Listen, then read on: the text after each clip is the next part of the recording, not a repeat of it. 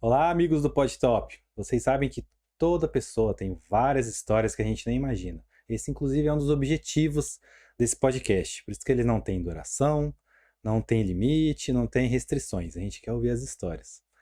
A minha convidada de hoje, eu falo pela minha experiência. Como eu conheci ela, vi pelo Instagram, pensei que era atriz, a dançarina, e ela tem tanta história por trás, mas tantas, que a gente não consegue nem limitar num programa só, teria que fazer uma série. Porque a partir do momento que eu descobri que ela era atriz, foi rainha do carnaval, depois descobri que ela era servidora pública federal, advogada, e que ela já passou por tantas coisas com a pouca idade que ela... E é mãe ainda, mãe, que acho que é com certeza um dos caras que a gente mais se orgulha. Rebeca, simplesmente Rebeca, como ela gosta de dizer. Tudo bem? Tudo bem, Denis, muito obrigada pelo convite. Eu sempre escuto que eu deveria gravar podcasts da minha vida. Ou que eu deveria fazer uma minissérie da Netflix. E você também é comunicadora, você começou, né, há quanto tempo pra cá que você começou a aparecer mais no YouTube, no Instagram, que você organizou sua presença digital? Eu comecei, vai fazer 2 anos. Mas é uma coisa muito intensa pra mim. Então, na verdade, talvez pela minha experiência de trabalho como servidora pública, eu passei pelo meu perfil de menina faladeira, eu passei a entender e me enxergar como comunicadora desde sempre. Eu sempre falei muito e eu sempre acreditei que a verdade era libertadora. Uhum. Então, eu fui apelidada de, sinceramente, Rebeca. E assim eu passei a assinar também.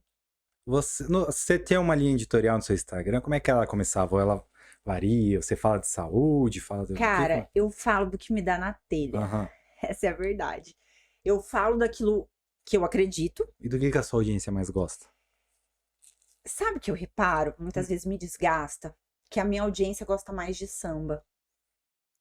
Então é uma construção que eu preciso pegar o meu público de samba, que talvez seja uma coisa mais leve, seja uma coisa que o Brasil aceita e digere de maneira muito mais fácil, porque tá pulverizado no nosso meio, de maneira muito sutil, inclusive. E conduzir os meus seguidores, por exemplo, o meu público, a abrir a mente para escutar uma sambista, uma mulher, falando de outras coisas, que não seja só mexendo o mundo do samba muito machista. Você é mulher, você é mulher, você dança bem, foi rainha do carnaval. Eles esperam só que você dance, não quer ouvir o que você vai falar. Eles esperam só que eu dance. Então, assim, foi uma grande bronca, inclusive minha, com a Liga das Escolas de Samba aqui de Campo Grande.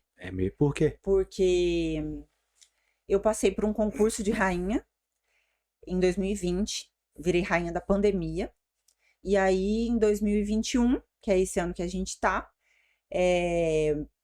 estávamos em pandemia, não tinha como nem por que fazer outro concurso para coroar outra rainha. Em outros anos, a rainha ficou com seu reinado por 2, 3 anos, muitas vezes por conveniência. Não fazer outro concurso? Por favorecimento pessoal. Na verdade, nos últimos anos todos foi por indicação. E aí, quando eu me indiquei, eu fui posta em um concurso. Aí eu falei, onde eu faço inscrição? E fui, concorri e ganhei. E aí, como eu acredito que não conseguiam colocar rédeas em mim, eu acabei perdendo a coroa. Então, neste momento em Campo Grande, no ano de 2021, não tem corte de momo. Não tem rainha, não tem rei, não tem princesas do carnaval. E isso foi comunicado pra mim. Olha, a gente vai tirar porque tem sido difícil contornar a situação. Por causa do que você fala? Você vai onde você quer, você faz as coisas do jeito que você quer. Então, eu vejo isso como um machismo, sim. Porque incomoda. Então, por exemplo, ano passado, a gente já estava em pandemia. Teve um evento fechado com as normas de biossegurança, né? Por isso que era fechado e as pessoas eram contadas. em que eu peguei o microfone para falar enquanto rainha do carnaval. E tava o pessoal da Secretaria de Cultura, inclusive do governo do estado, não só do município. E eu disse que gostar de carnaval, se manifestar no carnaval, era um ato político. E esse tipo de coisa não é bem visto, as pessoas se incomodam.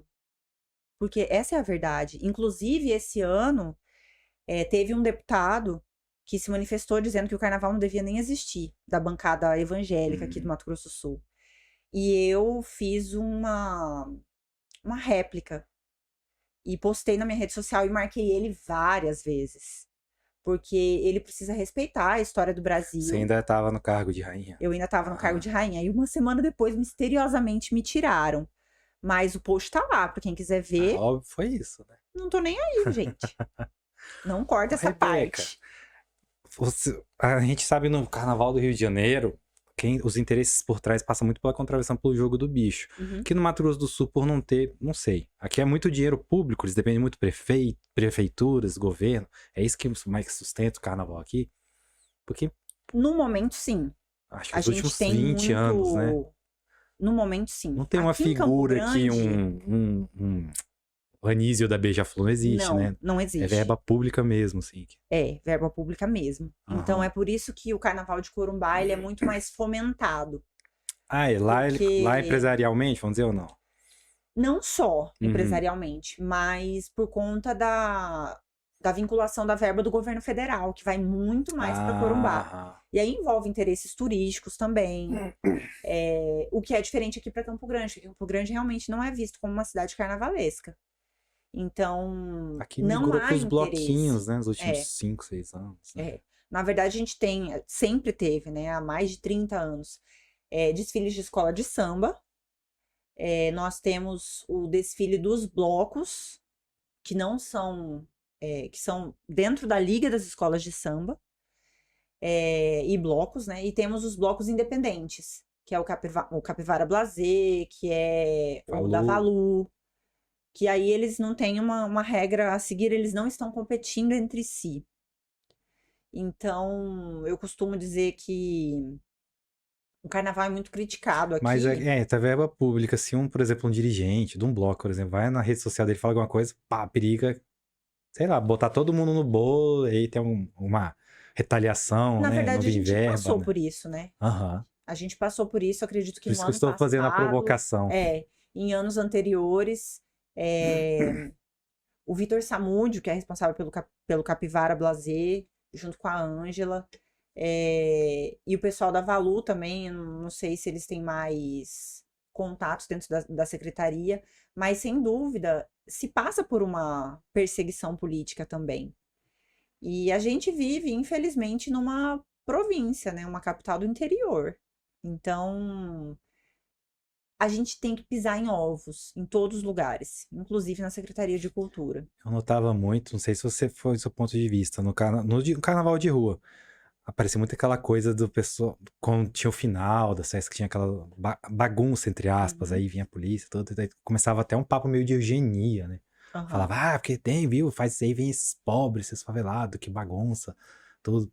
Até na maior festa popular do Brasil, a gente ainda vê que ainda tem esse elitismo ali, né? A pessoa quer que a polícia resolva um problema de segurança social. Na verdade, você sabe pública, que, né? Eu acredito que, e isso é o que eu defendo, que o carnaval é uma festa popular, como você falou, cultural, genuína, brasileira. Eu sempre defendo isso. Gratuita.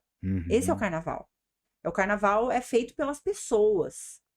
Isso a antropologia explica. E quando se elitiza, não se enxerga, assim como em vários outros pontos da política, infelizmente, que a população que tem menos poder aquisitivo, que, por exemplo, não poderia entrar nos clubes aqui em Campo Grande, não tem também uma boa base educacional. Então, deles é privado o lazer, o entretenimento e a arte, por exemplo. Que era quem devia fazer, às vezes, da cidadania. Porque o carnaval faz parte da cidadania. A gente está no Brasil. Então, isso se aprende na escola. numa boa escola. E aí, nisso, a gente vê que o serviço público prestado, por exemplo, numa escola pública, que seria ofertado para as pessoas para as famílias de menor renda, deveria ter essa dedicação e ter esse fomento, esse incentivo por meio de cultura, de acesso a entretenimento, de política pública. Porque é política pública que formam os projetos, que formam bons cidadãos. Então, a gente não precisaria passar por uma psicoeducação para explicar o que é carnaval. E aí as pessoas acabam confundindo, tanto os ricos quanto os mais pobres, digamos assim. E aí acham que o carnaval é tempo de beber, de esquecer da vida, quando na verdade o carnaval não é uma fuga. O carnaval é só uma manifestação cultural de extrema importância. É o maior espetáculo da Terra a céu aberto. E é nosso, é brasileiro. E a gente, como Mato Grosso do Sul, fazemos parte do Brasil.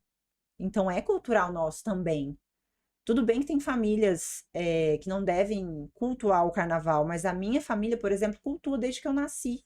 Desde antes de eu nascer. Você é de Campo Grande, Rebeca? Você nasceu aqui? Eu sou de Campo Grande. Onde que você cresceu? Que bairro? Eu cresci aqui no centro da cidade, ali na Cândido Mariano, número 1020. Como é que era quando você era criança ali? Ali ainda tinha paralelepípedos. Eu sou dessa época. E ainda tinha o trilho que passava ali. Então, quando o trilho passava, é uma quadra do trilho. Tudo tremia. Cândido Mariano. Que altura? Lá em cima, lá perto da Duque de Caxias? Na frente, não, na frente do Hospital do Câncer. No centro mesmo. Tá. No centro mesmo. E ali a gente morava, era um grande tecorrace, na verdade. Era um grande quintal. Tinha uma mangueira grande ali, eu lembro, né? É. Tinha uma mangueira, acho que onde era o hospital, assim, na Roquete. É ali mesmo, entre o hospital e a Roquete. Ali tem uma mangueira, acho que até hoje. E ali moravam os meus tios, morava a minha mãe, moravam os meus avós. E, inclusive, na década de 70, era ali as concentrações das escolas de samba. Então, era no quintal dos meus avós. Por isso que tem essa tradição. Então, antes de eu nascer, eu tenho uma diferença de 8 anos com a minha irmã. A minha irmã já é mais velha, ela é mais velha. A minha irmã já era destaque de escola de samba quando eu nasci. As minhas tias eram passistas, minhas avós eram baianas. E a minha mãe era coreógrafa, meu pai tocava tamborim. Então, quando eu nasci, isso tudo já estava E ali nos anos 90, hoje em dia a gente vê que tem um problema com dependente químico muito ali naquela região, mas nos anos 90 como é que era? Era violência? Sua mãe deixava você brincar na rua? Então, ali já era movimentado. Então, centro, passava muito carro. Eu cresci no meio de imigrantes, porque meu avô tinha uma vila ali. E aquela região, segundo consta alguns estudos sobre a história de Campo Grande, era uma região de imigrantes. Então, eram pessoas vistas como de menos-valia. E nisso estavam os meus avós, vindos do Paraguai. Eles são paraguaios? São paraguaios, nunca se naturalizaram, eles já faleceram. Mas eu tenho muito orgulho dessa história e dessa origem também. Você acha que o pessoal aqui tem preconceito com o Paraguai? Eu não só acho, como eu acredito. Existe um preconceito. Porque quando você chega preguiçoso, vingativo, já escutei muita coisa. Mulher são louca. Entendeu? Tudo histérica, tudo estressada. Muita coisa eu confirmo. Mas assim, é estranho que a gente tá numa região que era Paraguai. Exatamente. Ou seja, provavelmente os opressores que criaram essa linguagem e todo mundo foi absorvendo, né? Então, assim, eu sou muito grata pela história de vida da minha família, de superação, inclusive, de trabalho, inclusive trabalho honesto. E eu cresci ali na Cândido Mariano 1020 Fundos, numa vila que existe até hoje, no meio de imigrantes, no meio de indígenas. É mesmo? No meio gente, tudo quanto é lado, assim. camelôs, porque na época ali ainda tinha o pontilhão da Barão. Era seu avô que cuidava? Meu avô. Ele alugava assim, sem calção, sem nada, era quem tava precisando, né? Então sem era nada, muita entendeu? gente humilde também. Muita gente. E pessoas que eu tive o prazer de conhecer depois, trabalhando na FUNAI. Então, assim, era uma coisa de destino mesmo.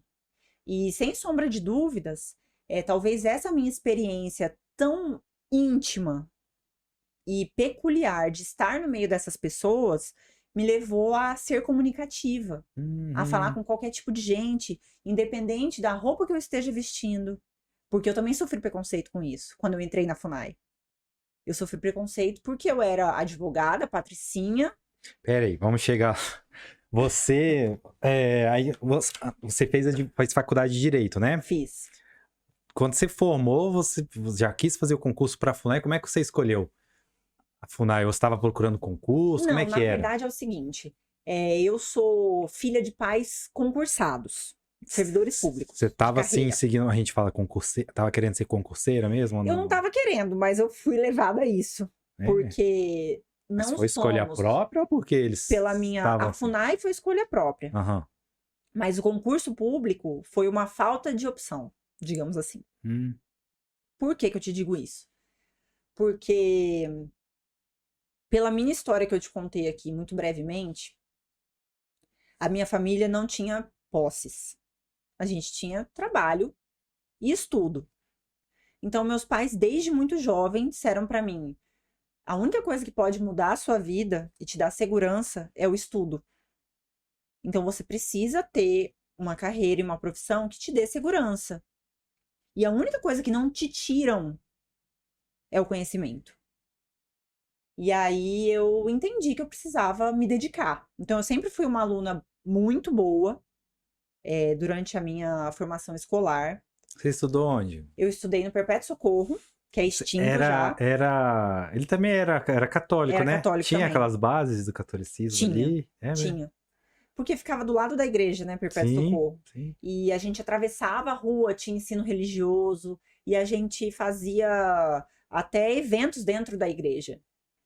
Então, depois que eu saí do Perpétuo Socorro, eu fui pro Dom Bosco, que Nossa, também era de base também, ó. católica. Esses dias eu tava comentando, na semana passada, com dois jornalistas da revista Badaró. Eu também estudei no colégio, no Dom Bosco, e uma das coisas que eu questionei quando eu comecei a virar lá era a questão de levar a igreja pros índios.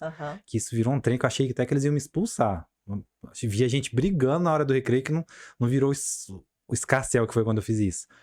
Você via também na educação? Você chegou a questionar isso, pensar? Então, eu não cheguei a pensar, porque, pra mim, eu não tinha divisão na minha cabeça. Essa divisão entre o movimento indígena e o movimento não indígena, e o movimento indigenista, digamos assim, não existia essa diferença.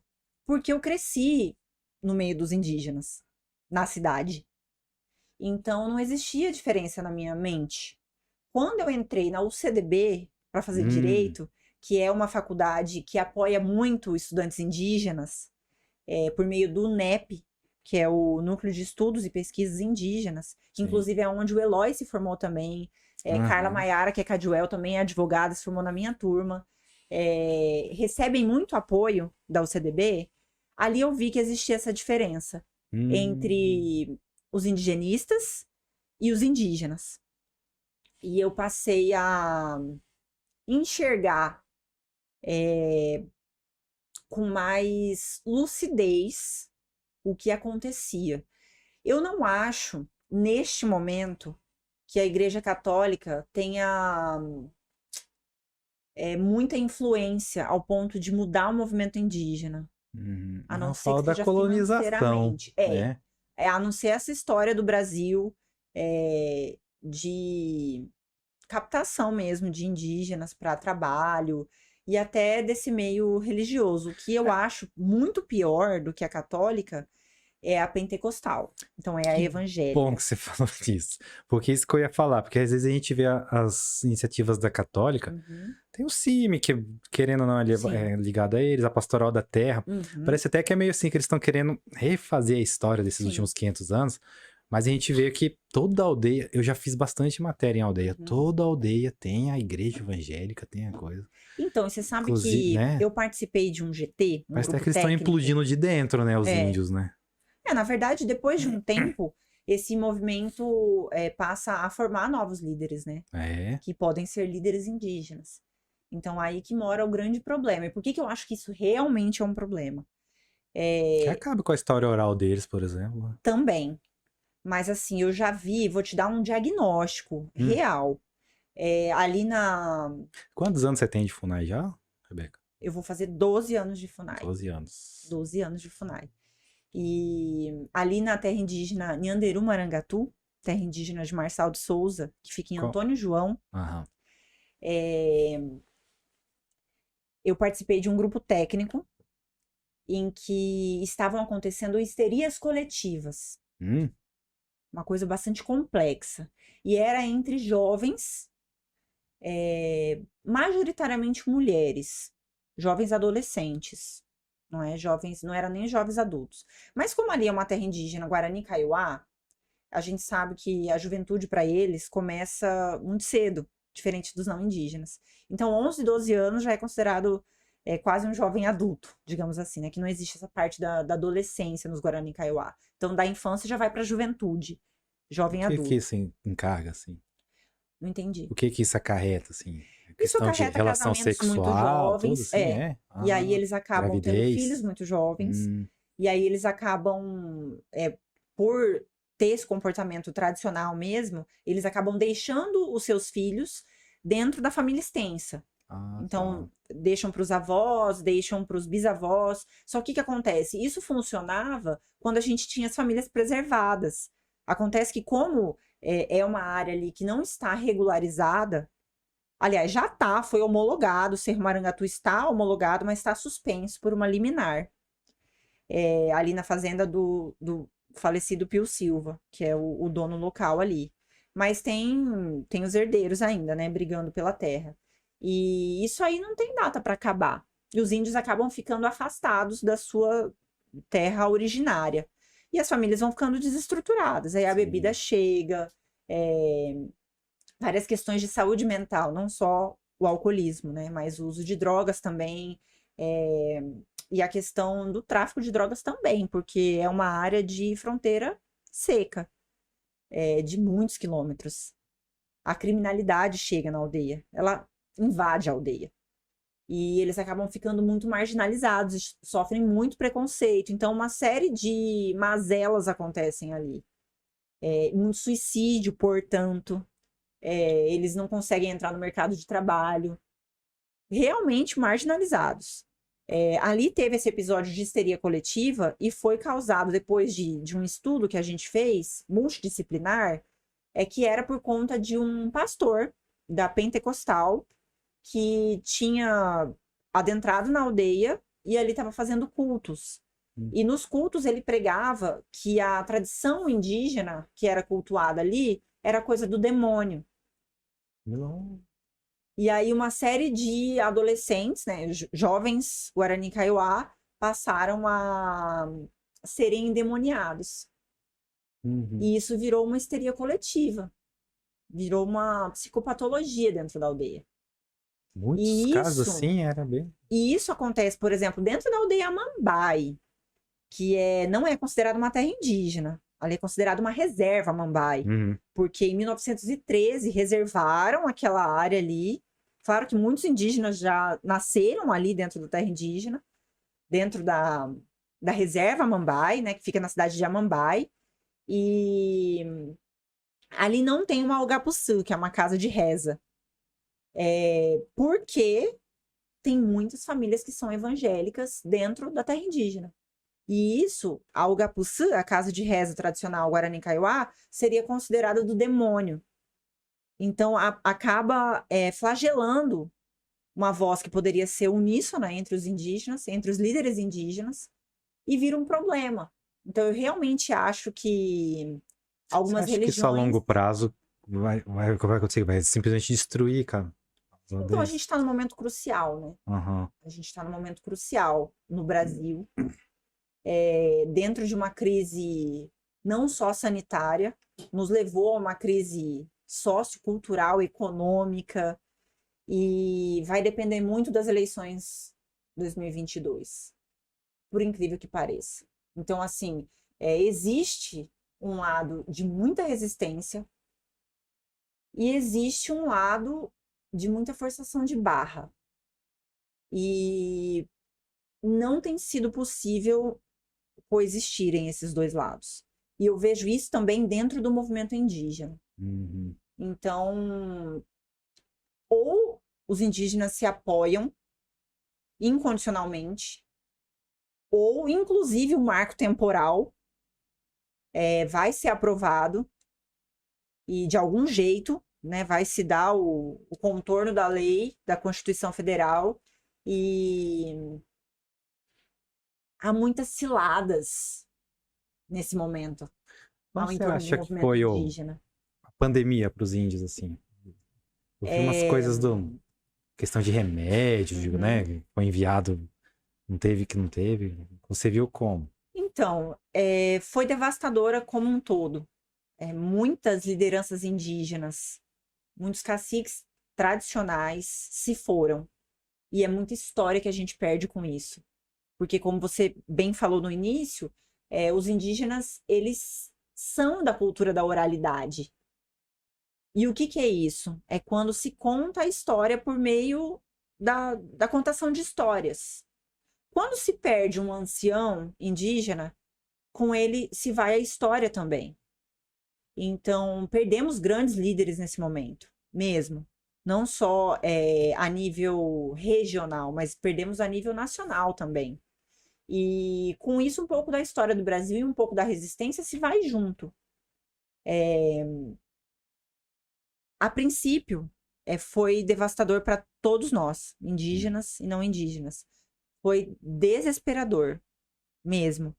As terras indígenas foram fechadas, nem os servidores da FUNAI podiam entrar, mas aos poucos, todos nós fomos nos capacitando. Quando eu falo todos nós, é indígenas e não indígenas.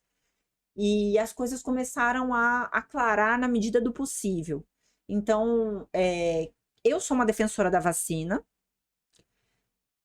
mas de todo modo, houve essa confusão por conta das manifestações do governo federal oficiais, de que a vacina não era adequada para se tomar. E muitos indígenas optaram por não tomar.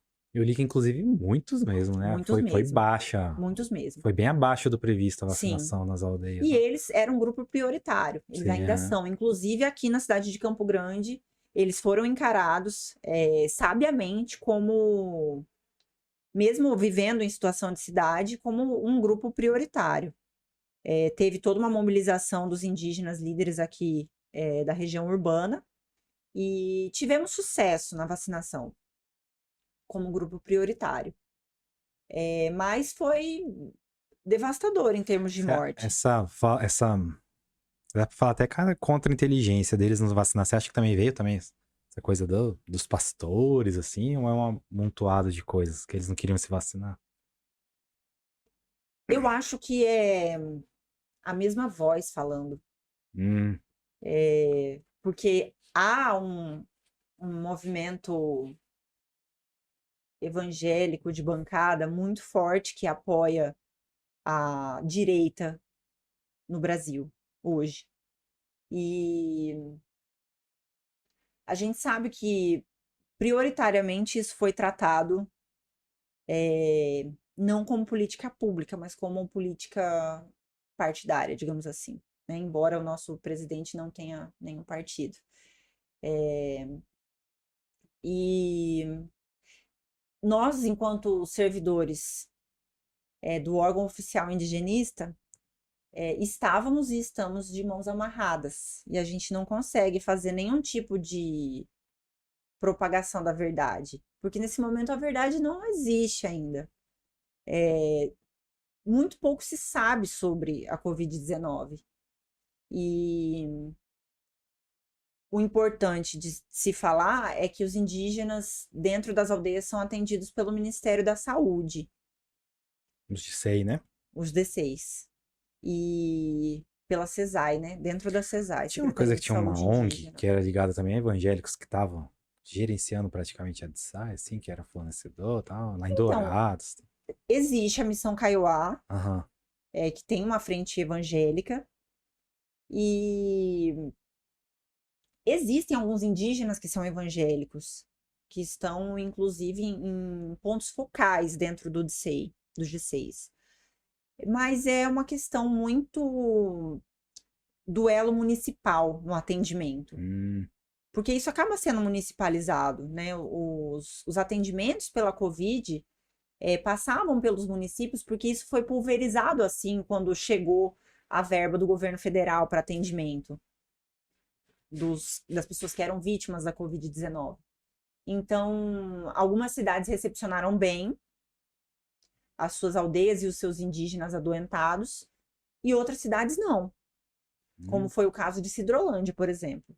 Sidrolândia, com todo o seu histórico anti-indígena, não recepcionou bem. Então, tivemos dificuldade, inclusive com o DSEI. Na verdade, o governo federal ele é mal estruturado quando chega nos interiores. Inclusive, para a gente que está aqui na capital, é um pouco difícil também. É difícil para o básico. Para alugar um imóvel para funcionar, a instituição é difícil. Para conseguir internet, e hoje tudo é eletrônico. Todos os procedimentos são eletrônicos. Então, se precisa do mínimo, que é um imóvel e um acesso à internet. Muitas vezes até isso é difícil.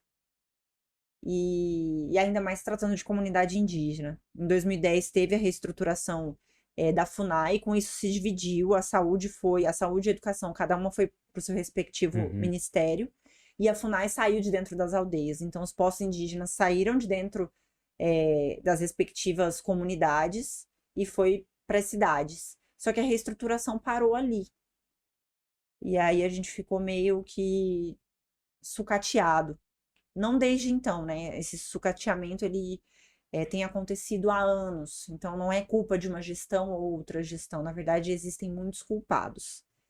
Então, essa questão sempre da foi meio Covid marginalizado, né? Mesmo no sempre governo foi. do PT, a gente via que podia tanta coisa, sempre foi marginalizado.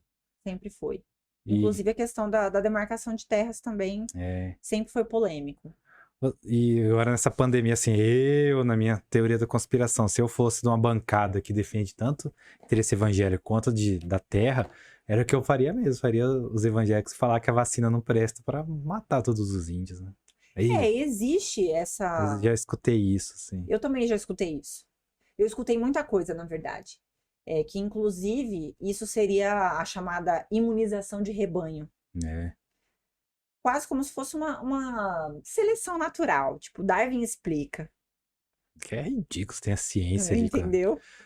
Ô, Rebeca, você vê os Cadiuel, que a gente sempre fala exemplo aqui, que tem a terra deles desde o Império.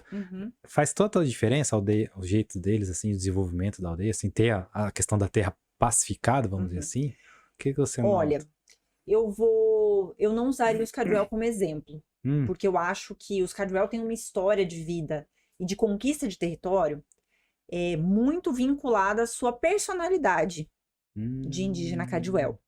Então, ali eles têm uma divisão em castas, por exemplo. E tem os problemas internos também. É mesmo. Os Cadiuel são temidos. E, segundo consta, foi por conta dos Cadiuel, que são descendentes originários dos Guaicuru, que nós vencemos a Guerra do Paraguai, que eram os índios cavaleiros, que é o monumento que a gente tem aqui no Parque das Nações Indígenas. É uma homenagem muito bem quista, inclusive. Mas é uma cultura diferente da maioria. Então, eu acredito que faça diferença no princípio do conjunto que leva os indígenas para a marginalização. Porque de nada adianta se ter uma terra regularizada se você não tem política pública ou projetos de etnodesenvolvimento que dê para o indígena o que realmente ele quer. O que eu acho que é muito complicado também de eu defender aqui. Porque, por exemplo, no caso dos Guarani Kaiowá, eles são reconhecidamente indígenas coletadores. Então, eles precisavam de um Tecorraguaçu, que é uma grande terra, por onde os seus grupos de comunidades se espalhavam, mas viviam em separado, nas suas respectivas comunidades, e eles circulavam por esses tecorrás. E aí acontecia uma coleta vinda da natureza, com caça, com pesca e com a coleta de frutos e coisas que a natureza dá, que o agronegócio do momento atual, o desenvolvimento agrário do Mato Grosso do Sul, não comporta mais. O meio ambiente não comporta mais. Então, dizer que os indígenas com projetos de etnodesenvolvimento também estariam bem, eu duvido. Porque eles seriam consultados previamente, né, para que um projeto fosse aceito pela comunidade, fosse então executado ali, todo o empenho fosse feito pelo aparato estatal para que se fosse compradas sementes e os insumos, mas eu não sei se é exatamente isso que eles querem. Então, assim, existe todo um processo ainda de maturação que vai levar anos. Eu estava lendo sobre aquele projeto de lei que autoriza, pelo governo federal, que autoriza mineração, turismo, dentro das terras indígenas. Uhum. E a exploração de petróleo, carbono. Aqui teve uma audiência pública antes da pandemia, há uns 3 anos, 2 anos e meio. Eu lembro. Sobre desenvolvimento agrário em terras indígenas, na Assembleia Legislativa. Como eu disse para você agora há pouco, isso é uma grande cilada. E eu estava lendo sobre isso hoje, e talvez quem tenha escrito não tenha visto sob a minha ótica indigenista, de dentro da FUNAI, que convivo com indígenas diariamente. Existe toda uma argumentação ao entorno da legalidade e da constitucionalidade do projeto, defendendo que o projeto é constitucional mesmo, inclusive de sites reconhecidamente indígenas. Mas, por que eu acho que é uma cilada? Porque a partir do momento que os indígenas passam a explorar economicamente a sua terra, ela perde aquele caráter sagrado. Principalmente para os Guarani, né? Principalmente para os Guarani. É. Que é a terra sem males. Que é o que te dá muito claramente o viés ideológico e tradicional. Que é o que entrega absolutamente a terra para o indígena. Como uma terra de direito originário. Que é quase um direito absoluto. Eu sempre defendia isso. Na Constituição, a gente tem a relativização do direito à vida, por exemplo, que em caso de guerra, pode ser que tenha pena de morte, mas o direito originário do indígena à sua terra tradicional, a partir do momento que é comprovado, não tem nada que vá relativizar isso. Nem o direito à propriedade privada, nem qualquer outra coisa, a não ser que se passe a tirar esse viés ideológico sagrado da terra. Porque o indígena vai estar explorando, afinal de contas, financeiramente a sua terra. Esse espelho, ele é bem... dá pra ver que ele tem é uma armadilha completa, assim, que ele tá montado. É uma armadilha, só que os indígenas não enxergam assim. Uhum. Entendeu? E, por exemplo, esse ano, a PIB, que nesse momento é a mais atuante associação dos povos indígenas no Brasil, e a mais articulada e a mais organizada nesse momento também. Ela está passando por um procedimento de criminalização muito grande. E isso é muito triste. Inclusive, de um órgão que deveria ser a favor da política indigenista, estar contra a política indigenista. Eu quero até falar baixo aqui para ninguém ouvir. Mas é verdade. E de muitos indigenistas estarem de mãos amarradas e amordaçados nesse momento. Então, estamos passando por um momento muito difícil mesmo. E os indígenas precisavam unificar suas vozes. E precisavam ter um pouquinho mais de sagacidade para enxergar exatamente o que tem acontecido. Porque estamos todos correndo risco. E quando eu falo todos, é porque eu acredito que a partir do momento que os indígenas perdem a sua essência, para mim muita coisa vem por água abaixo. inclusive a nossa Constituição de 1987. Porque teremos direitos lá que vão ser legalmente violados para todo sempre. Então é muito grave, realmente. E de muito temor. 7 de setembro foi isso pra mim. 7 de setembro é o dia do meu aniversário. É? Ah, É, fazer aniversário no feriado é bom. é bom. Mas fazer aniversário no dia que tem desfile cívico É.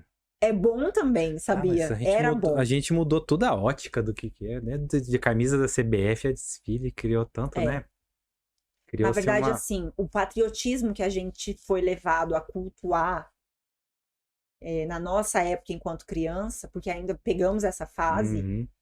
hoje é como você defender algum lado da Foi polarização. um sequestro até das bandeiras da cor, né? E eu sou uma grande defensora da bandeira, porque não é esse patriotismo que eu defendo, não é esse patriotismo que eu sinto, e não é esse o meu pertencimento.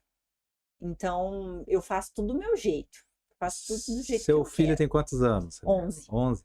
Quando você assumiu o concurso, você estava grávida ainda? Como Eu é que tava você tava grávida. lá? Como que é do ponto de vista que você vê? Eu não tenho lugar de fala nenhum nisso, mas assim, a mulher, quando ela que é mãe e tal, vai querer abraçar a carreira. Você acha que tem um julgamento, falar, ai, olha aí, ela com o bebê pequeno indo lá trabalhar, você sente um julgamento, assim, tanto de homem quanto de mulher, assim.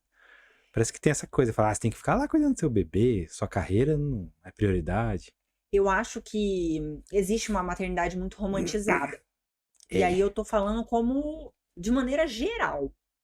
A maternidade, ela Mas é muito Você romantizada. acha que a rede social estragou isso ou ela já vem vindo, só amplificou? Acho que só amplificou. Na verdade, ela só é como se falam do racismo. Olha, eu fazendo analogia da Rebeca, que só a Rebeca entende. Não existe racismo no Brasil. Não, que na verdade, assim, o bobagem. racismo sempre existiu, só que agora ele tá midiático, ele tá mais fácil de ser comprovado. Agora todo mundo tem uma câmera pra filmar. Essa é a única diferença. O racismo sempre E a existiu. exposição que fica também. Exatamente. Ela é da família, é a coisa mais racista que eu vejo. É empregada da família. É. Vai botar no testamento, então? Caceta. Então, assim, a maternidade ela é muito romantizada. Uhum. E nesse aspecto, a mulher é muito julgada. Então, não só na carreira, quando você opta por ter uma maternidade real, que é o que eu defendo, quando a mulher opta por ser protagonista das suas escolhas e poder realmente avaliar o que ela quer pra si enquanto mulher em primeiro lugar.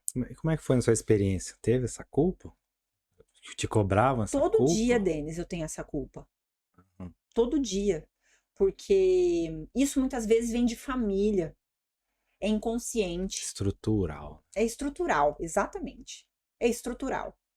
Então isso passa de pai para filho, de mãe para filho, e tem mulher que nunca vai tomar a consciência. Eu tomei a consciência porque eu acho que eu já nasci uma criança diferente. Então, eu nasci dentro de um patriarcado onde só existem mulheres. Meu filho é o primeiro homem depois do meu pai. Seu pai e sua mãe trabalhavam, né? Meu pai e minha mãe. Tem as carreiras Sim. deles. Uhum.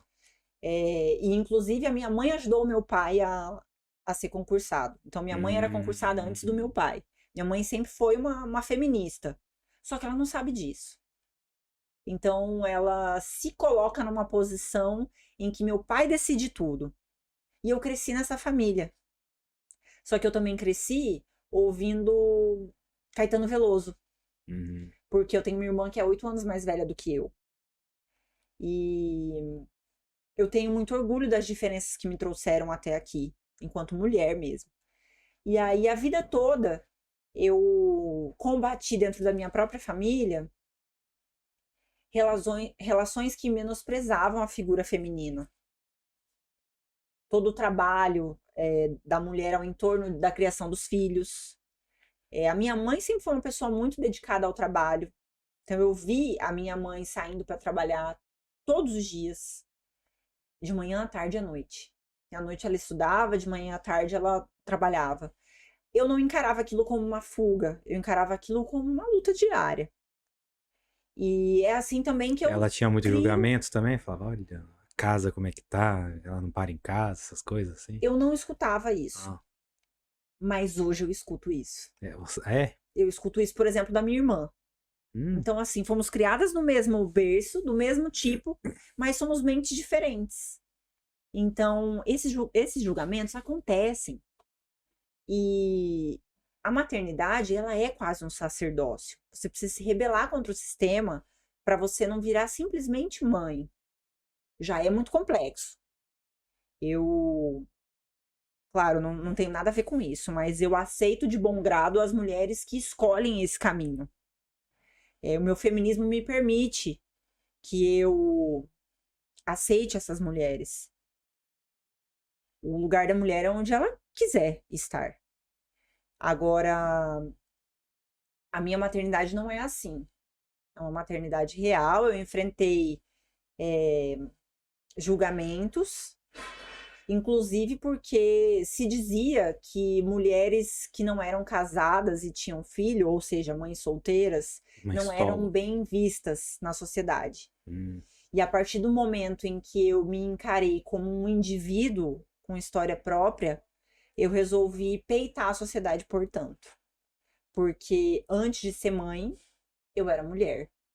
E isso é uma questão de genética, é uma questão de gênero e uma questão de identidade também. Então, eu não poderia me abandonar nesse aspecto. E muitas vezes até eu mesma me julgo. Porque eu estou inserida dentro de um sistema repressor com relação às mulheres. Então, não foi difícil para eu me rebelar. Só que foi difícil para eu entender qual era o meu caminho. E hoje, muitas vezes eu recebo mensagens incríveis pela minha rede social de mulheres me dizendo: você é a inspiração para muitas mulheres. Você é o alívio para muitas mulheres.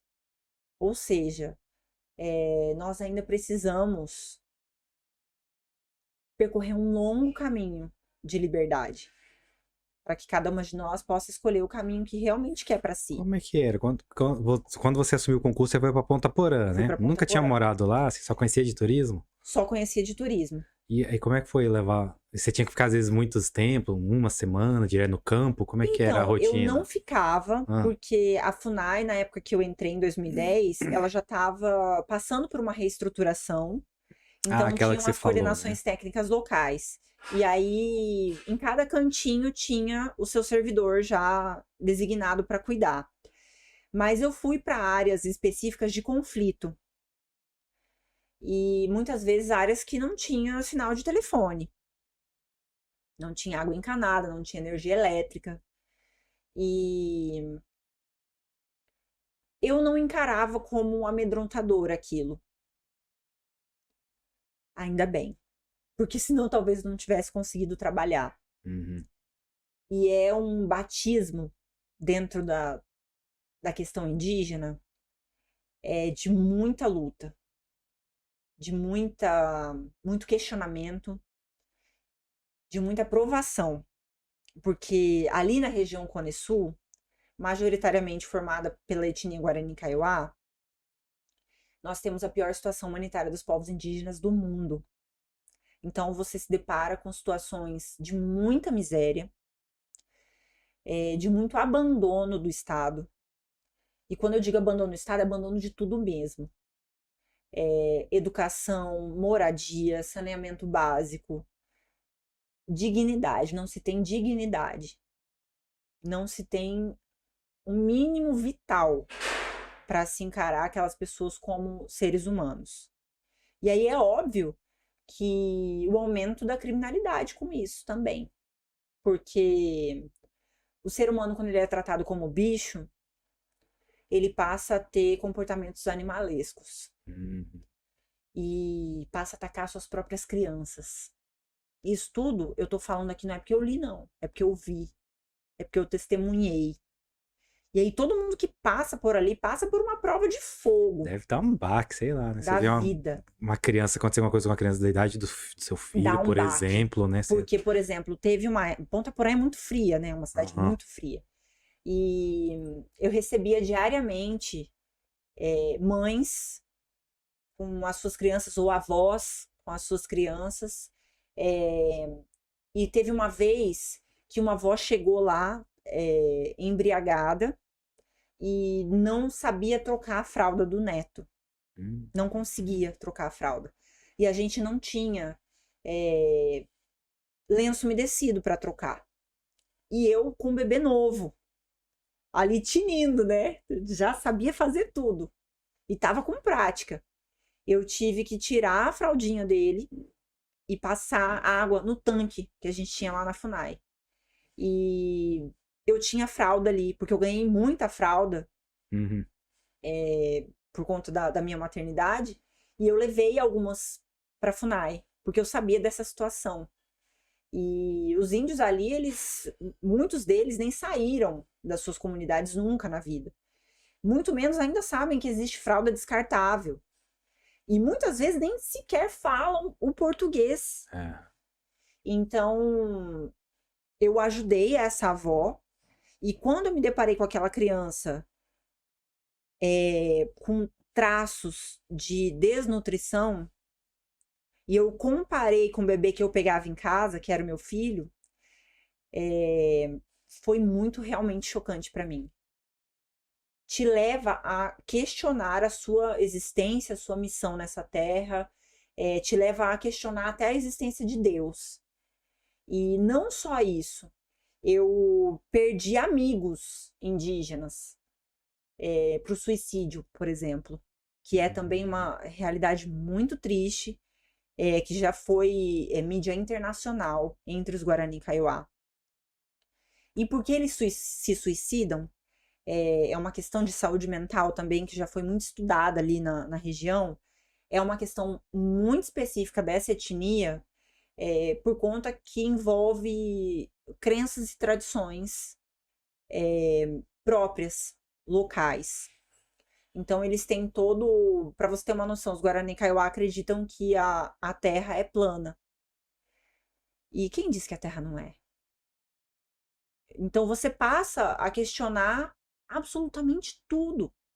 O altar deles, talvez isso vá te remeter a alguma lembrança, que é o uvuraí, que é aquele galho, aquele pau reto, que tem 2 braços fincados no chão e alguns penduricalhos estilos pompons, assim, coloridos. Aquilo é o altar deles, que simboliza a terra na sua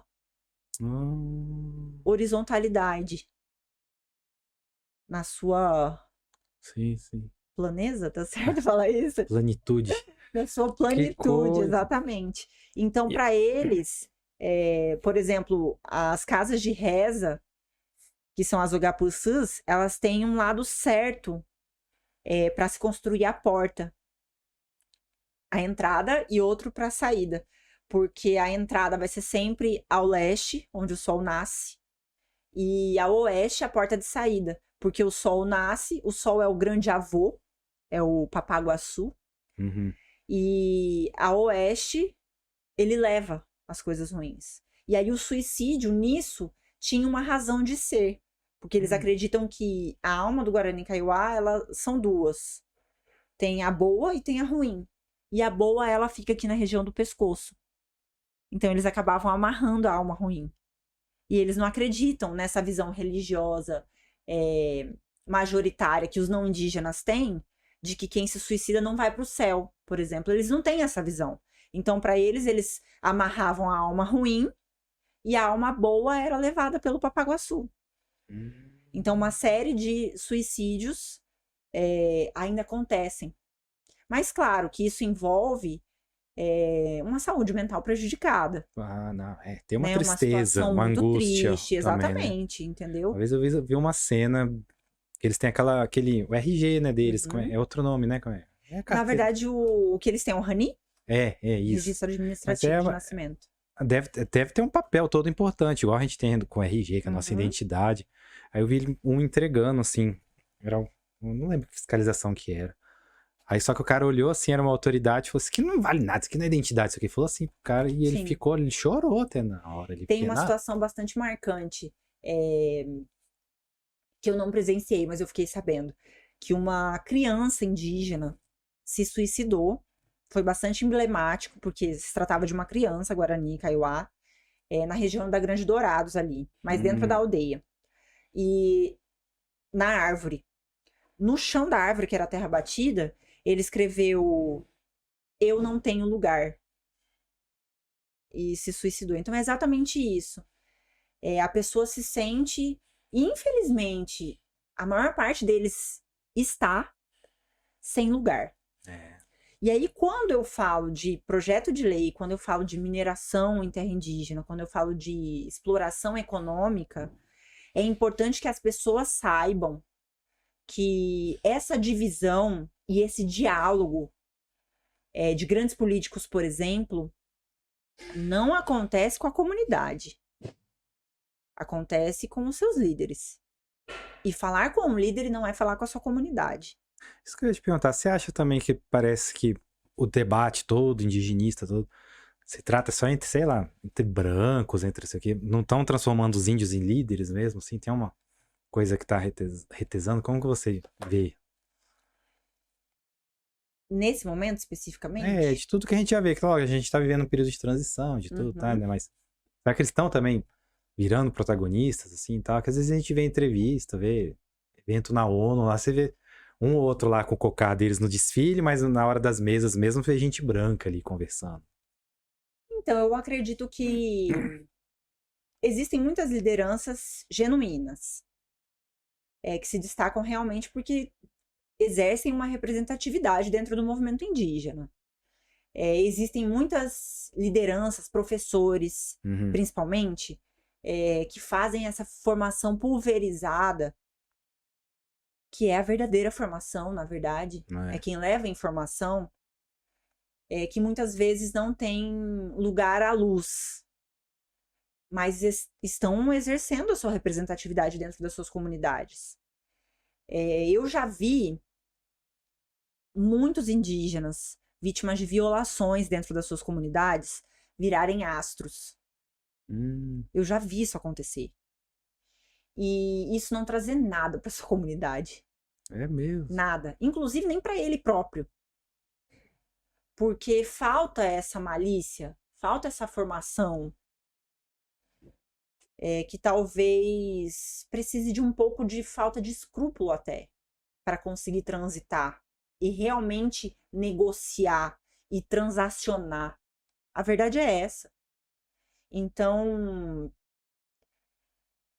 eu acredito que, como eu falei, existe um longo percurso a se passar, que não vai ser essa geração e talvez nem a próxima que vai colher os resultados, mas que em qualquer lugar que qualquer indígena esteja, abre a mente para os povos indígenas, e aí cabe a cada comunidade saber aproveitar isso, que é a grande dificuldade, e é onde deveria morar. Nossa, mas será que você acredita que nas próximas 2 gerações eles vão estar vivos ainda, do jeito que tá? Eu espero que sim. Né? Eu preciso acreditar que sim. Eu também. Porque senão eu não vou nem amanhã trabalhar, entendeu? Para mim já tem sido difícil. Então eu preciso acreditar que vai haver uma mudança radical. Porque é o que a gente, não indígena e indigenista, espera. A gente implora pelo olhar, porque a gente não pode falar. Você já sofreu muita perseguição? Já sofri. Por todos os lados que você imaginar. Então eu costumo falar que o mais sofredor é o indigenista. Qual que foi a mais significativa, assim? Você chegou a... Tava falando que você chegou a responder algum processo, né? Por quê? O que aconteceu? Então, você sabe que eu tenho 2 específicas que são bem significativas dentro do meu coração. Vou dizer assim porque eu já fui questionada por que eu arriscava a minha vida pelo povo indígena. E eu disse, porque isso é uma questão pessoal para mim. Então eu tô arriscando uma escolha pessoal. Aí, profissional também, né? Prerrogativa da sua Mas profissão, antes né? de ser Ah, profissional, tá. era pessoal, era íntima. Sim. Porque eu me sentia parte daquilo. Eu me sinto ainda. Só que a gente vai precisar passar por uma limpeza ainda. Até as coisas voltarem a ser como era antes. E uma perseguição que eu sofri, que foi dentro da terra indígena, agora eu esqueci o nome, Coronel Sapucaia, daqui a pouco eu lembro, que tinham 2 líderes diferentes, com grupos diferentes, ali onde Churite Lopes faleceu, Uhum. também em um conflito pela terra. E aí eu acabei atendendo um grupo e não atendi o outro grupo que queria que eu negasse a existência de um lado. E acabei sendo ameaçada por eles. Curuçambá, lembrei. Uhum. É ali em Curuçambá, que é Coronel Sapucaia, divisa com Capitambado. Você O imagina o tráfico risco. influencia ali nessa questão deles ou não? Até o momento em que eu estive lá, ainda não. Ah, Mas, assim, a questão da criminalidade em si é uma terra sem lei. Não adianta uhum. falar que tem, porque, cara, ali eles ficam dias sem imaginar que eles estão inseridos dentro de um estado. Entendeu? E eu falo estado enquanto ente político mesmo, não falo nem estado Mato Grosso do Não, Sul. é até binacional também, né? Nem o que É, significa país, ele é ali é fronteira, né? muito transfronteiriço mesmo. É uma terra assim que você não enxerga a fronteira. E isso acontece também dentro do indigenismo. Então, assim, não os vejo como traidores porque me ameaçaram naquela ocasião, entendeu? Mas é minha obrigação legal enquanto indigenista relativizar a cultura. Então, esse é o meu papel, está intrínseco na minha concepção de mundo. Agora, eu, enquanto servidora pública federal, também fui questionada pela Polícia Federal sobre uma reintegração de posse que aconteceu aqui em Sidrolândia, na terra indígena Buriti, Aquela do incidente, aquela vez da do morte. Osiel Gabriel. E Foi nessa mesma época? Quando ele tinha falecido? foi nessa época. Aham. Na verdade, foi por conta do falecimento dele. Precisava se encontrar um culpado. E nem o exame balístico foi finalístico. Uhum. Nem sei se eu falei certo. Mas é uma situação, como eu falei, se precisava criminalizar o movimento indígena como um todo. Esse inquérito, Não, mas o que aconteceu? então, teve a reintegração de posse. Antes da reintegração, foi feita uma intermediação que não deu certo Entre a polícia e os índios. entre a polícia e os Federal e os índios. indígenas. Existia muito indígena ali na área. Eles realmente se organizaram. E existia pouco aparato estatal para fazer a reintegração. Ou seja, ela foi desastrosa. Uhum. Teve troca de bala, teve correria, teve muita gente machucada com bala de borracha, que na verdade mata, né? Ela não é não Lógico. letal, ela é menos letal. Depende Da distância. da distância que você vai atirar, né? Se pegar na jugular próximo, mata. Esse foi o caso do Nísio Gomes, que faleceu ali no Tecorrá, Guaiviri. Foi assim que ele faleceu, de bala de borracha na jugular. Também passei por isso ali, em Aral Moreira. E voltando aqui para Sidrolândia,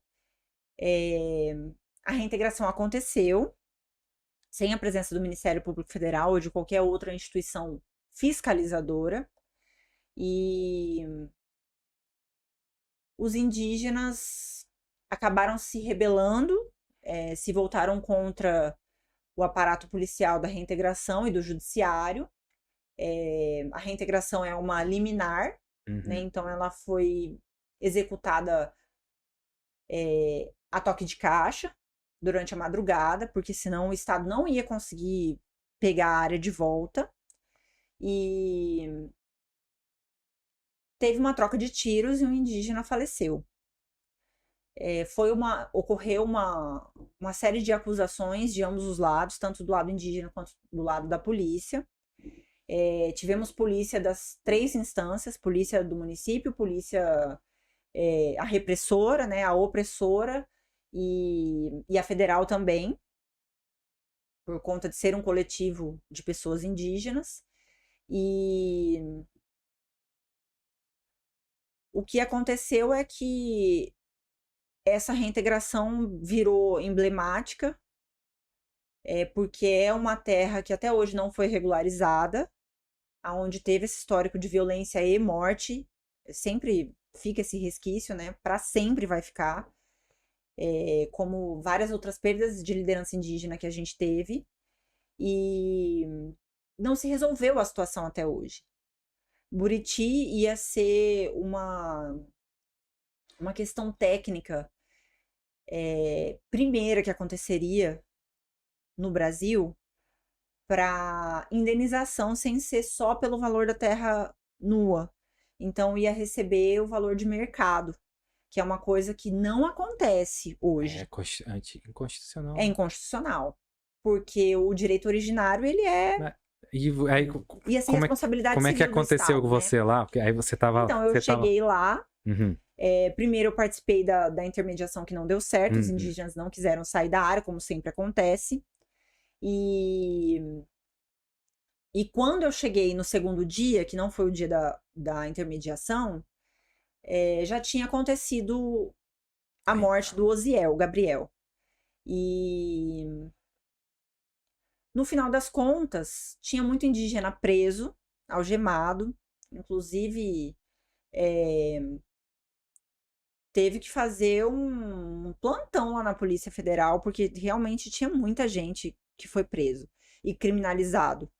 Desse inquérito, houve o indiciamento e ele virou 2 CPIs, que foi a CPI do CIMI, que foi aqui pela nossa Assembleia Legislativa no Mato Grosso do Sul, e teve a CPI da FUNAI, que foi nacional, né, do Congresso. E, por incrível que pareça, eu nunca mais fui ouvida. E eu estava na CPI como indiciada. Nunca mais fui ouvida. Por que você foi indiciada? Pelos mesmos motivos do indiciamento da reintegração aqui em Sidrolândia. Então, foi formação de quadrilha com os indígenas. Mas peraí. Aconteceu o quê? Você estava lá e aconteceu isso? Eu estava lá e não me manifestei em nenhum momento. E a Polícia Federal alegou que a minha simples presença fortalecia o movimento indígena. E isso fez com que... Você respondeu pelo exercício da profissão. Só que daí, no final das contas, na verdade, eu fui indiciada. Depois do indiciamento, o Ministério Público Federal foi contra o oferecimento da denúncia, porque é exercício legal da minha função. E aí acabaram apelidando esse inquérito de não inquérito policial, mas inquérito político. Mas você sentiu, era uma repressão ali intimidatória mesmo, por conta? Para servir de exemplo. Uma censura mesmo. Realmente. Então não fui só eu. Fui eu, muitos líderes indígenas conhecidos e pelo menos 2 procuradores da República de Mato Grosso do Sul. Então é surreal, né? É de ficar incrédulo realmente. Isso foi que ano? 2013, Isso 14, foi 2013 né? que aconteceu, mas o indiciamento veio alguns anos depois, provavelmente 2016, 2017. Você vê que esse tipo de coisa que eles falam, tá? A repressão não tem nada a ver com o governo. Não tem nada a ver. Não tem nada a ver. Muitas vezes... O órgão repressor pode ser violento de qualquer jeito. Sim. Né?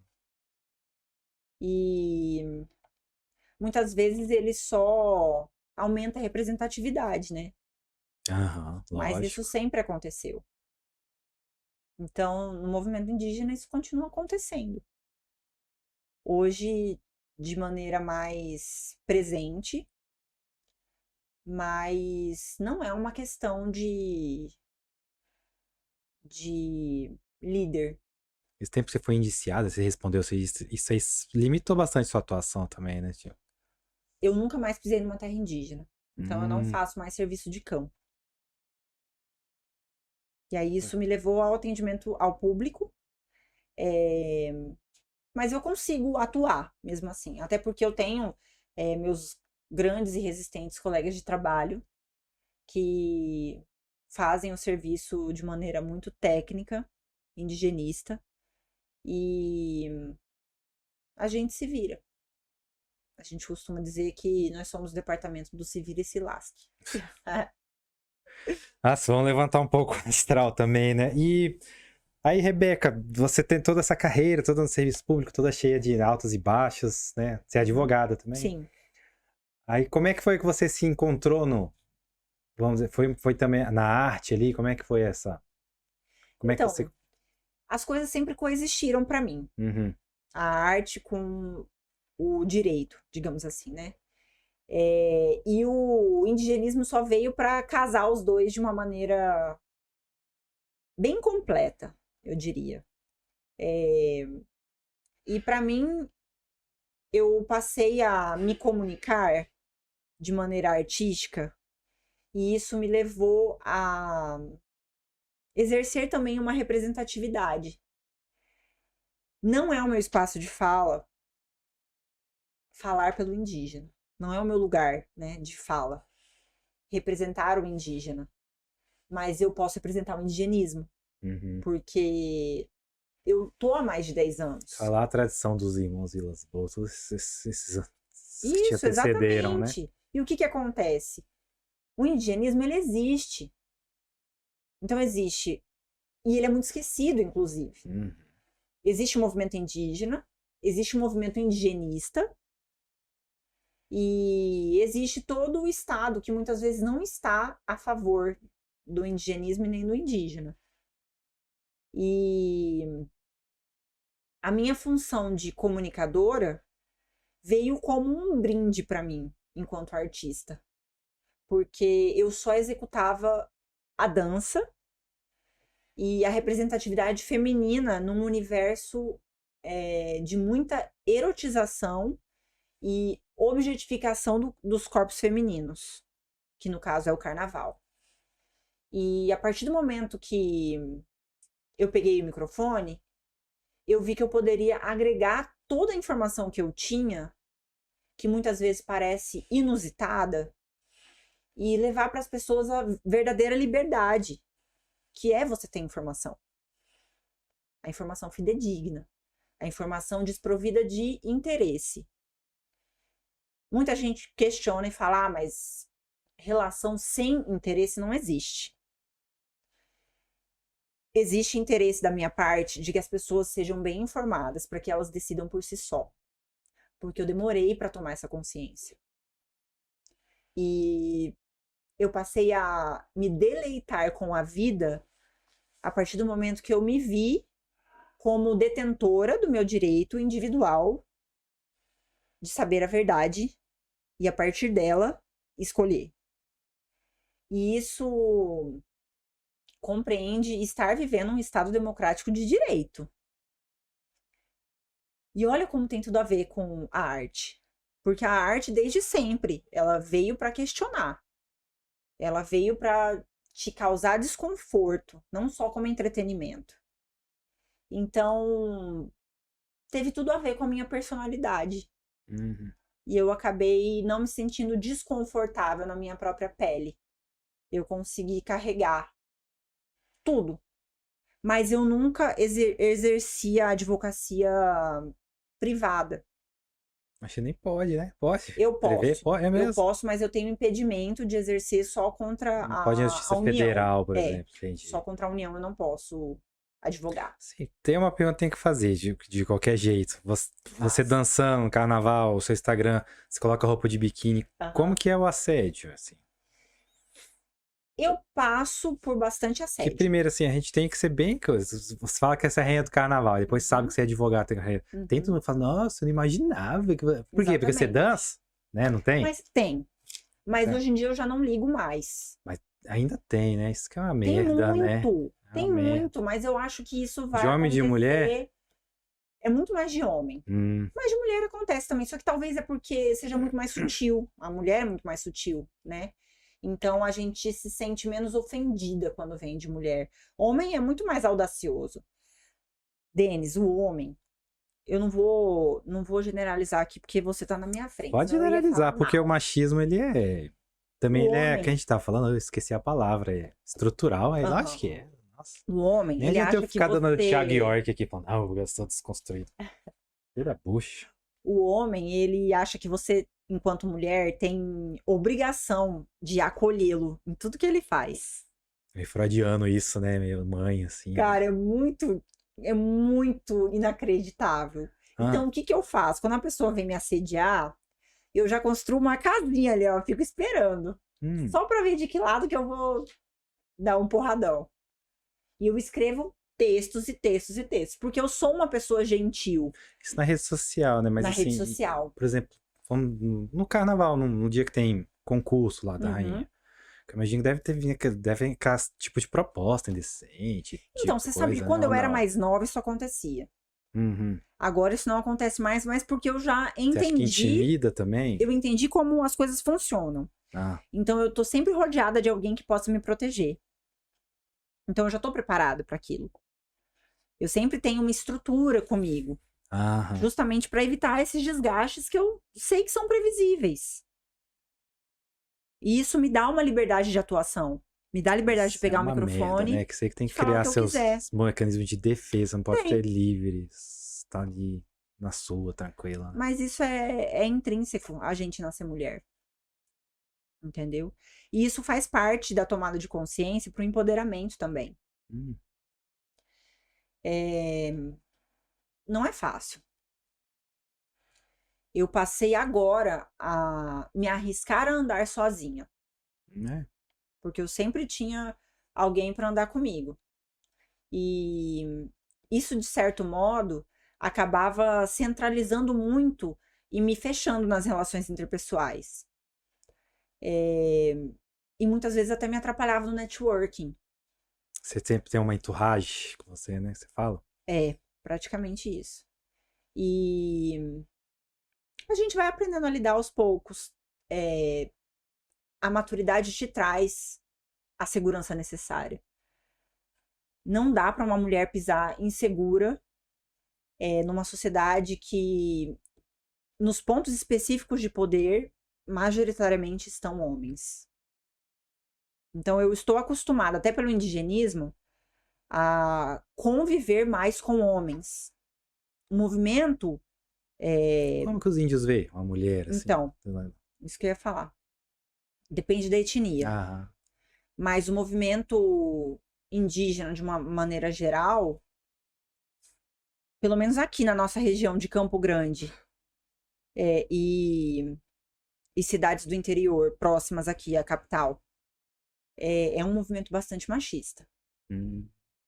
Mas isso varia de etnia para etnia. Por exemplo, as mulheres indígenas Guarani Kaiowá têm muita voz. É quase matriarcal, né? Quase A sociedade matriarcal. deles, né? Então depende muito disso. Uhum. E tem outras comunidades que são matriarcais também. Que as mulheres têm um poder de fala muito maior. Mas em qualquer ambiente não indígena, a gente sabe que os postos de poder, eles vão ser ocupados majoritariamente por homens. E aí você tem que aprender. É aquele ditado: se quer nadar entre os tubarões, não sangre.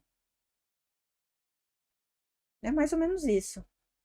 Muda muita coisa quando, por exemplo, se você tá no seu Instagram postando um tipo de coisa. Aí se você coloca foto de biquíni, dançando, enfim, mais, vamos dizer, sensual. Aí começa a aparecer mensagem, coisa, nude indesejado, essas coisas. Graças Vira, a ou Deus, não? não. Ah, Não muda nada pra mim hoje. A parte de assédio. Mas já mudou em algum momento. Eu digo isso porque eu tava fazendo uma matéria sobre a questão do Sugar Daddy, até por causa de um caso que teve recente, aí pra ver como é que é. Uma menina falou, mas eu fico recebendo tanta coisa, fica tanta encheção de saco, eu quis conhecer, assim. Falei, mas por que? Ela falou, não sei, comecei a postar minha rotina de treino, por exemplo. Aí parece que os caras entram, acham que aquilo é um perfil, um perfil de Instagram, que ela aceita essas ousadia, nada, esse desrespeito, Sim. né? Ousadia. Ousadia é pular um muro ali. Desrespeito. Então, na verdade, o que eu faço? Eu vou falar da maneira bem chucra, assim, mas vou tentar ser Por sutil. favor.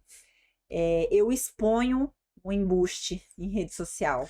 Essa coisa de expor esses caras também, eu acho que funciona, O que eu né? faço? Muitas vezes, a pessoa tem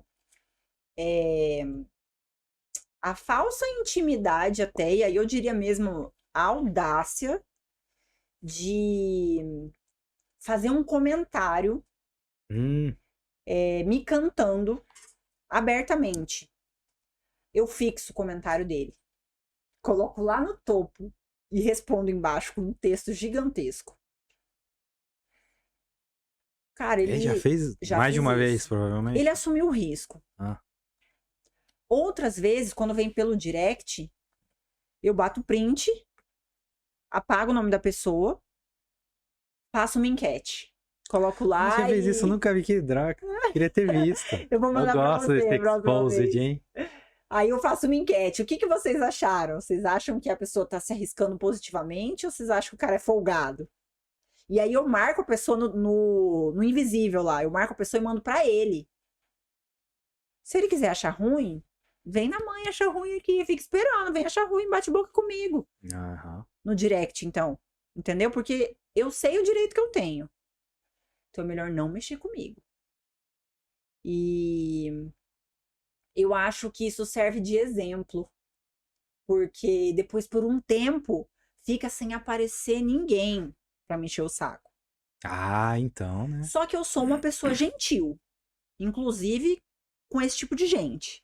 Eu não falto com respeito, até porque eu tenho consciência do que eu posso falar e de como eu posso falar. Eu não sou movida por pessoa pública também, por comportamento passional. Entendi. Entendeu? Eu sou movida pela razão a fazer isso. Como é que tá seus projetos agora? Você tava na Band? Eu vi outro. Como é que Eu tá? tava Como é que na tá Band. essa transmídia? Eu tô fazendo muitos merchans. Que maravilha, né? Que maravilha. E tô fazendo algumas propagandas, VTs pra TV. Veio naturalmente, sei, pelo Instagram? Como é que foi, assim? Veio naturalmente. Ah. Ainda bem. Mas foi assim, por meio da visibilidade que a televisão me deu também, que o carnaval me dá. Por incrível que pareça. Mas talvez isso seja próprio da minha personalidade. Talvez eu tenha feito de um terreno infértil algo produtivo. E tenha conseguido tirar frutos dali onde todo mundo achou que seria impossível. E eu fui lá, me arrisquei e consegui. Você tá mantendo mais no Instagram? Foi pro TikTok também? Como é que você tá vendo essa... Cara, eu não fui pro TikTok. O Instagram ainda tá... Porque... Você notou aquela queda dele que teve recentemente ou não? Como é que tá? Notei a queda dele. Mas eu também tenho preferido viver mais do que postar ultimamente. Nós temos passado por momentos muito difíceis na humanidade. E isso me afasta um pouco da rede social. Até porque eu não estou animado o tempo todo, não estou arrumado o tempo todo. Acho que ninguém, né? Ninguém tá. Só que tem gente que talvez tenha mais facilidade para isso. E eu sou o tipo de pessoa, por exemplo, essa foi a segunda live que eu me arrumo e esqueço que eu preciso me maquiar. Esqueço que eu preciso arrumar meu cabelo. Me arrumo assim, coloco a roupa e venho, né? Beleza, é um podcast, mas vai utilizar a minha imagem. Eu fui numa live esses dias e eu tive que voltar correndo porque eu tinha esquecido de passar maquiagem. E é uma coisa assim que está ligada à minha figura feminina. Porque eu vendo isso também. Né? Quando eu faço os merchans, eu tô vendendo a vinculação da minha imagem junto com o produto. Então, esses são os meus projetos. Mas querendo chegar o mais perto que eu puder da televisão. Eu tenho um Você projeto... ainda acredita aqui na televisão, então? Não teve? O público ainda assiste bastante. Eu acredito, embora eu não assista, mas porque me falta tempo mesmo, porque eu tenho me dedicado ao meu sonho, a construção das escadinhas do meu sonho, eu acredito na televisão como um meio de levar informação para a massa. Eu sei que em cada canto... Mas será que o pessoal não tá vendo mais celular, Então, isso que eu ia WhatsApp? falar, em cada canto tem acesso à internet. Mas a televisão ainda vai levar alguns anos como rainha da casa de todo brasileiro, de toda a família brasileira. E Principalmente a local, né? principalmente a Né? Eu local. fico vendo. Esse povo tem uma. Por isso que eu até perguntei onde você cresceu, tal, assim, aqui. Que a pessoa quer ver também, saber da rua dela, tal. Sim. A gente gera muita curiosidade. Gera muita curiosidade, gera muito fascínio. O seu público, você tem um perfil dele, assim, mais ou menos? Quem que é? No Instagram que você fala. Então, Denis, você sabe que eu fui levada a tirar do meu perfil a palavra feminista.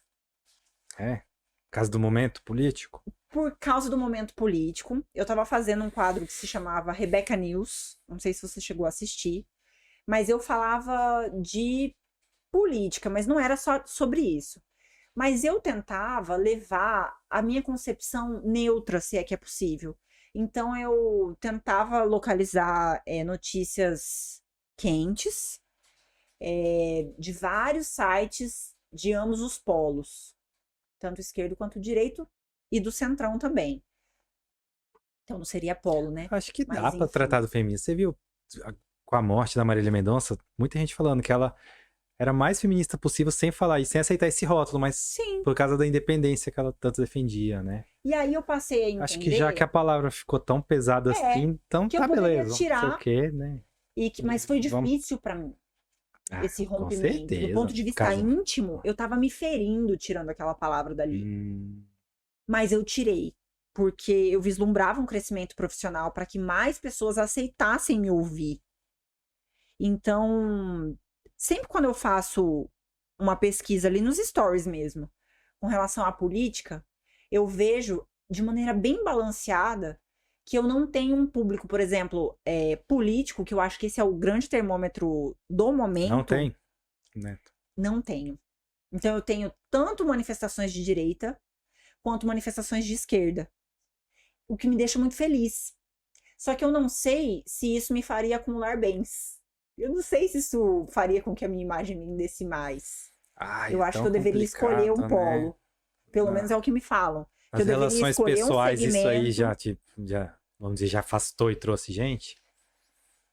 Não. Ainda bem que não. Porque eu sou muito mais do que isso. E aí eu penso que as pessoas que se afastam, a pessoa que se afasta da outra por conta de entendimento político, por exemplo, não ideológico. Disse até ideológico, mas, por exemplo, sei lá, tem um amigo que tá conversando com você, mas aí você escuta ele falando, sabe, piada da loira, que não sei o que, sabe? Faz esse tipo de coisa. Sei. Que, né, a gente vai meio que relevando, eu aprendi meio isso, você fica relevando, aceitando, mas você tá... É como se você não estivesse defendendo nada, no meu ponto de vista masculino também. Então, na verdade, eu vou te confessar, eu sou uma pessoa muito seletiva. Muito seletiva. Então, normalmente, eu não vou estar na presença dessa pessoa. Piada homofóbica, piada misógina. Atitude piada também, racista, né? Não só piada. Atitude também. Vale muito mais do que discurso defensor de direitos humanos, para mim. Porque tem gente que discursa, mas que as suas atitudes e os seus comportamentos são muito diferentes daquilo que ele prega. E eu me dou o direito, pela minha sanidade, a me afastar dessa pessoa. E normalmente eu me posiciono. E aí eu vou falar porque eu estou me afastando. E de cara eu vou deixar muito claro que eu não coaduno com aquela manifestação. E isso sim já aconteceu algumas vezes. De eu me afastar. Mas é escolha. Então, eu prefiro me preservar do que sair fazendo inimigos por aí.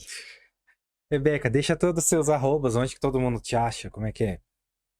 Então, hoje eu estou no @sinceramente Rebeca, Com 2 Cs, né? Rebeca com 2 Cs. E o canal do YouTube? O canal do YouTube é Rebeca Dalbini, mas ele serve mais como um portfólio dos meus trabalhos. Eu não sou uma youtuber. Ah, tem que Não fazer uns vídeos lá de sou. 10 minutos também, uns debates, vai. Tem que Umas fazer. apresentações, É contar verdade. história. É Às vezes a verdade. gente menospreza nossa história, mas muita gente quer escutar. É Contar verdade. lá, casos, né? E na TV? Ainda tá Então, fixo? Como é que tá? não tá fixo. Eu fiz uns freelance, né, Uhum. digamos assim, de merchans nos últimos meses. E eu tinha um projeto engatilhado na Band, mas não sei se vai rolar.